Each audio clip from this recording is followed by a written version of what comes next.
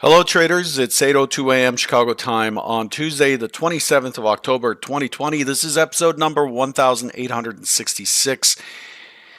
Derivatives trading involves substantial risk of loss and is not suitable for all investors. Past performance is not necessarily indicative of future results. The market stance this morning, we did sell off a fair amount yesterday. Almost 80 points, and took a strong pop into the close. Those of you who are at Convergent Trading and the Head Trader channel, I had warned, excuse me, I had warned that the statistical probability of a continuation beyond that 3360 is quite limited, and to rein in the short side, we got 1 second. And we got a nice pop back into VWAP yesterday in the S&Ps. I will go over that in a minute. This morning, the NASDAQ is really taking a lead, up 37 and a quarter, but the risk bias this morning is mixed. We have the European indices showing up at the bottom of the list today. The weakest of which is the Euro Stoxx 50. The DAX is down 0.55%, along with the Euro Stoxx 50. The dollar's off 11 cents. The Russell's off 1.5. The Dow's off 2 points or unchanged. Crude oil is flat. Gold is up $1, and you get the point. It's pretty flat today. The bonds are up 12 ticks. Again, the NASDAQ is strong, 36.75. Now, the NASDAQ is stronger partially because of the releases this morning. Advanced AMD came in with some strong earnings, 41 cents versus 35, about a 17% surprise. And earnings came in at 2.8 billion versus 2.56, a 9.4% surprise. We do get Microsoft after the close today. Expecting $1.54 a share and 35.72 billion in earnings. So that's where we stand in terms of where we are, and in the on the calendar. And the other earnings were Merck with revenues of 12.5 billion, beating, and Pfizer with revenues of 12.1 billion, also missing by just 1.6%, and Caterpillar. These are all just these are all blue chips and very large cap companies as we come into the session. The news flow is mainly focused on COVID-19. There's some pretty ugly numbers that have been coming out. And then in terms of scheduled economic events, we did get durable goods today from the U.S. Durable goods orders month on month for September came in very strong, 1.9% versus 0.4%. X transports, just take away transports, and it's 0.8 versus 0.3.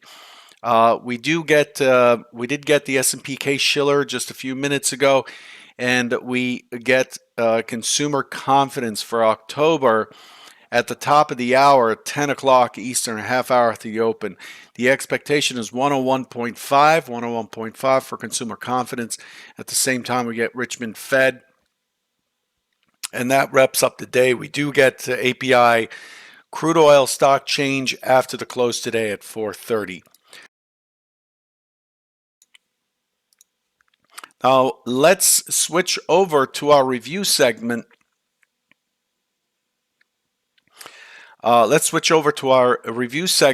Yesterday, given how we were positioned, the expectation, again, playing into this balanced profile that we have here, this yellow profile that I outlined in this weird pink color. The expectation is the market is likely to snap back and close the gap. We were opening in a gap zone with the market being at 34.21 at the time of the end of the trader bite. The expectation is we would push back up to 31.50 and close that gap.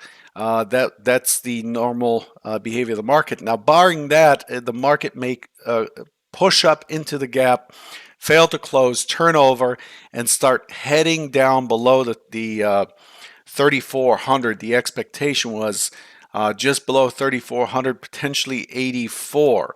Now, I was completely wrong here in terms of my guess as to how far it would push down, because we ended up really squeezing lower based on yesterday's action. Actually, let's switch this to a Renko. It's easier to read. I normally do this before the session. So here's a 4-tick Renko. We opened up in what was an open auction out of range, OAOR open, and 1750. We opened in an open auction, and then we actually broke higher. We pulled back to the mid here after testing, putting in the OS low. We broke higher, and it looked like we were heading back to the 31.5. Now, 31.5 rings a bell because it's the low of a couple of weeks ago. And the expectation is it's likely to get challenged at the low of 31.5, consolidate, and then finally push through. That would have been scenario 1. And what happened here is nope.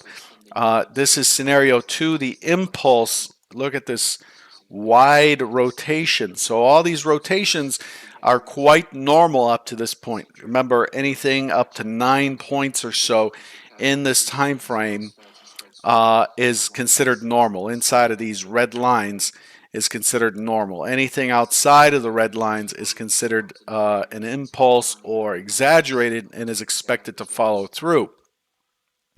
And we get this impulse down. And so this is what I mark with an arrow in my scenarios. You see that arrow hidden in here right there.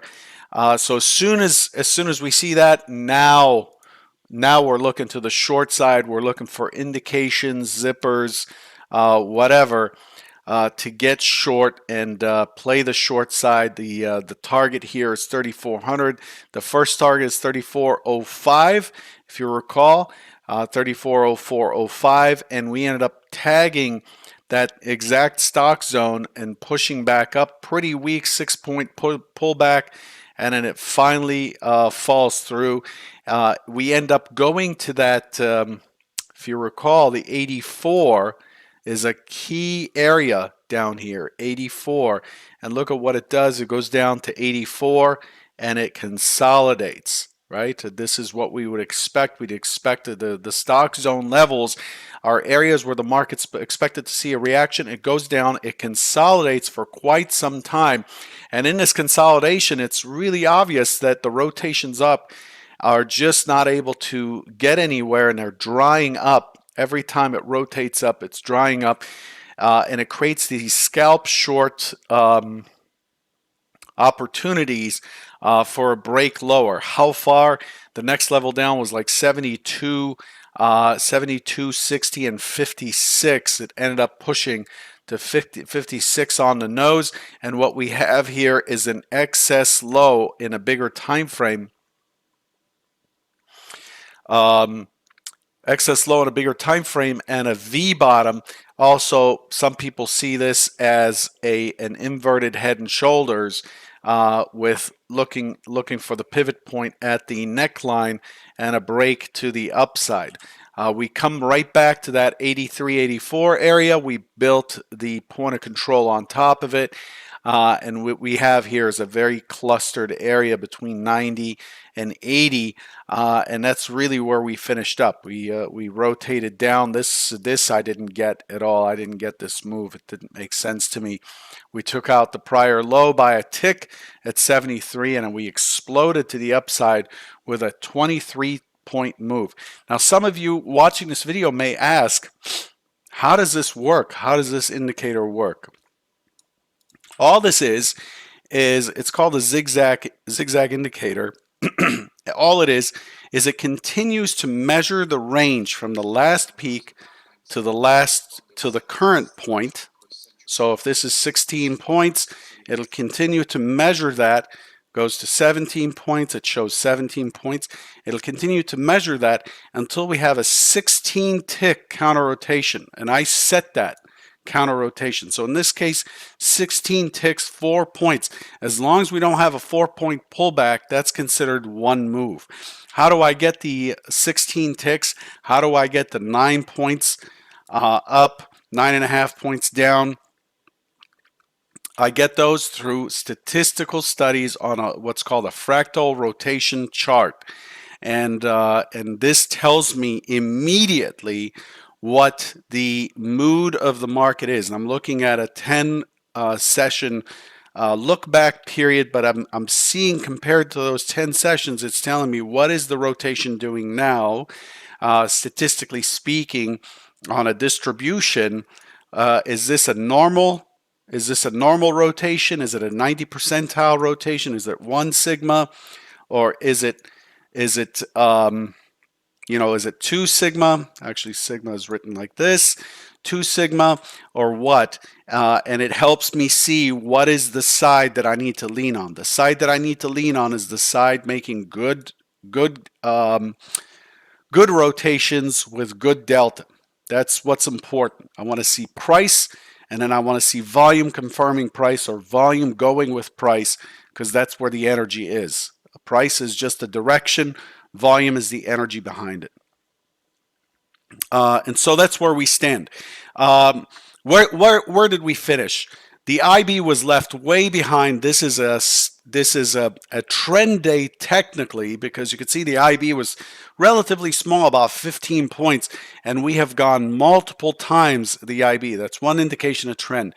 We did not close with the point of control at the low, so the market did not continue to explore down and was confronted by the opposing force with the market closing, which is what happens on trend days generally. What we see here is the market found its low, found the opposing force intra-session. So in that case, we do not expect the market to continue lower in the overnight session. We don't expect an extension in the overnight session. And that takes us to this chart here,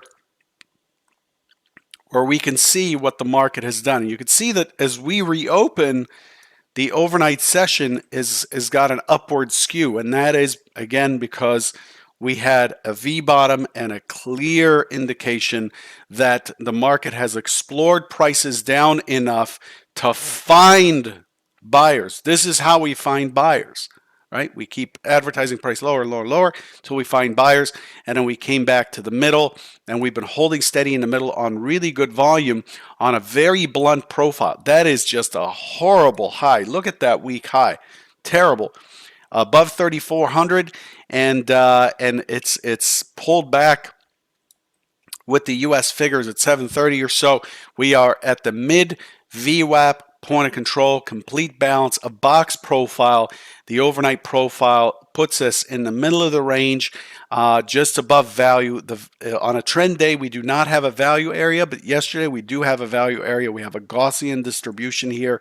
The value area is correct. I'm going to pay attention to the value area of yesterday, these blue lines, and look for support as it pushes down to get long and back into the upper distribution.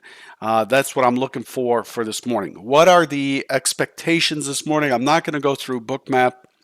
There's just not much to glean from the Bookmap heat map this morning. Here's what I'm expecting for today to wrap up. Looking for a relatively choppy open. We're on top of the overnight point of control, mid VWAP. We are in balance.